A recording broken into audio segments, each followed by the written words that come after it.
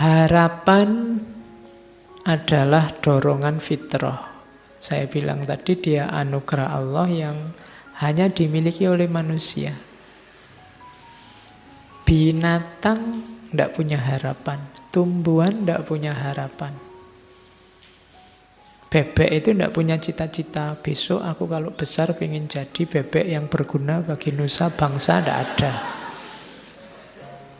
Yang punya harapan manusia, fitrahnya, kodratnya manusia bercita-cita, berharap. Yang kedua, harapan lahir karena kebutuhan. Ini boleh kembali ke Abraham Maslow, saya ambil contohnya itu. Karena kita ingin survive, karena kita ingin aman, karena kita ingin mencintai atau dicintai, kebutuhan untuk status, kebutuhan aktualisasi diri. Dari sini kan muncul harapan-harapan. Jadi harusnya secara fitrah manusia itu berharap.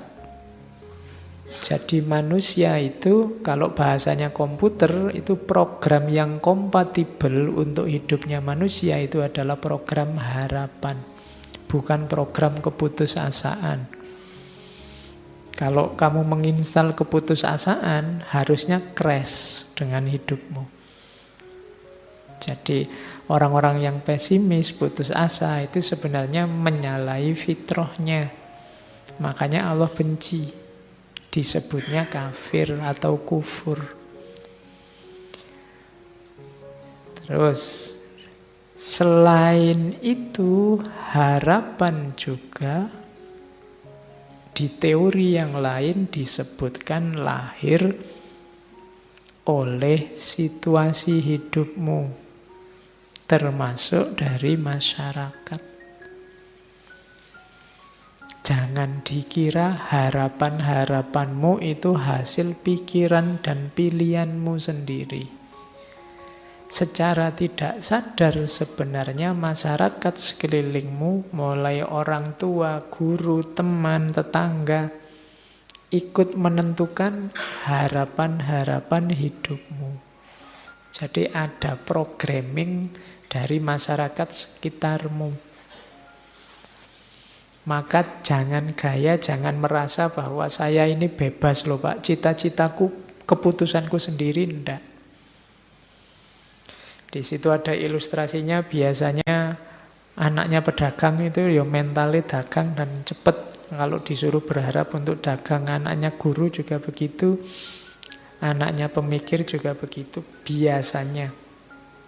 Jadi cita-cita, harapan itu mix antara fitrah individu, kebutuhan masing-masing orang, plus programming dari masyarakatnya.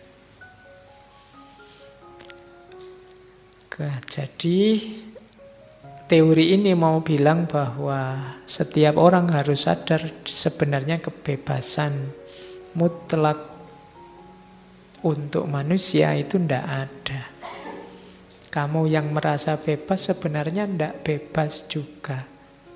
Masyarakatmu pasti mempengaruhi ekspektasi dan harapanmu. Bukan keinginanmu sendiri. Ketidaksadaran ini nanti sering membuat orang jadi patah hati, stres, depresi, konflik. Jadi harapan itu darimu dipengaruhi oleh masyarakat, didorong oleh kebutuhan. Terus apa mainnya harapan, pentingnya harapan dalam hidup kita? Ya, kalau ini sebenarnya tidak perlu dijelaskan, kalian sudah tahu. Ini menegaskan arah dan orientasi hidup, meningkatkan kemampuan menghadapi kesulitan. Itu ada saya kutipkan sebuah quotes dari Biksu Thich Nhat Hanh, dari ini biksu Zen Buddhisme dari Vietnam. Dia punya torekot kalau bahasa Islamnya ya. Dia punya order of interbeing. Jadi kita kan selama ini interreligius, interrelasi, dia punya order of interbeing.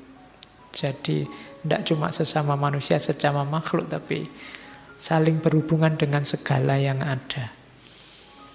Katanya Thich Nhat Hanh, hope is important. Harapan itu penting sebab dia akan membuat momen saat ini tidak terlalu sulit untuk ditanggung. Kalau kita percaya bahwa besok lebih baik, kita akan bisa menanggung beratnya hidup hari ini. Itu enaknya punya harapan. Jangan putus harapan dengan situasimu, dengan kondisimu, kondisi negaramu, kondisi agamamu. Ketika kamu tidak putus harapan, seberat apapun yang kamu tanggung hari ini, rasanya akan ringan. Kenapa? Tenang aja, besok enak kalau harapan kita terpenuhi. Kalau tidak terpenuhi, berharap lagi. Selama kamu masih punya harapan, masih enak. Hidupmu kiamat kalau kamu sudah tidak punya harapan. Jadi, tanggunglah kesulitan hari ini dengan harapan. Jadi solusinya gampang. Kamu tidak punya uang, nggak apa-apa, sumpek sekarang. Bayangkan besok ini puasanya, besok kamu kaya raya. Itu kan kamu lebih enteng nanggungnya sekarang. Kamu jomblo sekarang tidak apa-apa, bayangkan besok dapat yang terbaik, Nah, itu kan kamu jadi enteng. Pakai teori yang orang bilang biasanya kalau pacari gonta-ganti dapatnya yang jelek. Aku kan tidak punya pacar, mesti intuke sing apik misalnya. Jadi berharap tidak membuatmu jatuh. Tidak ada yang bisa mengalahkanmu selama kamu masih punya harapan. Kok kamu kuliahmu tidak lulus-lulus? Tidak apa-apa, saya masih berharap tidak ter-DO. Kok kamu ter-DO? Tidak apa-apa, saya masih berharap masa depanku bagus karena ijazah dan gelar itu tidak segalanya. Kan gitu. Kok iya. Kok kamu susah di karirmu karena tidak punya ijazah, tidak punya, tidak apa-apa. Karir itu kan cuma satu aspek dalam hidup, masih banyak aspek yang lain. Loh kan itu enak, selama kamu masih punya harapan, masih punya jangkauan ke depan yang kamu impikan kan tidak masalah. Kamu mau kerja apa, ijazah tidak punya, keterampilan tidak punya, ya gampang nyari istri yang kaya aja misalnya. Masih ada harapan. Oke, terus jadi perannya kunci harapan itu.